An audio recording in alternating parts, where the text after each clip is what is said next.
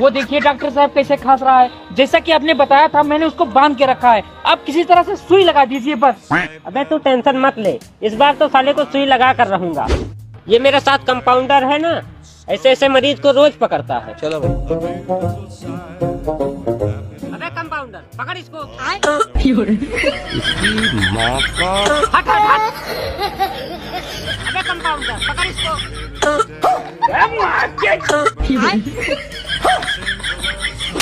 तुम कौन बात के कंपाउंडर हो? पकड़ो उसको।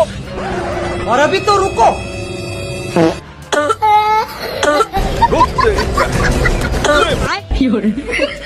डॉक्टर साहब काली बात।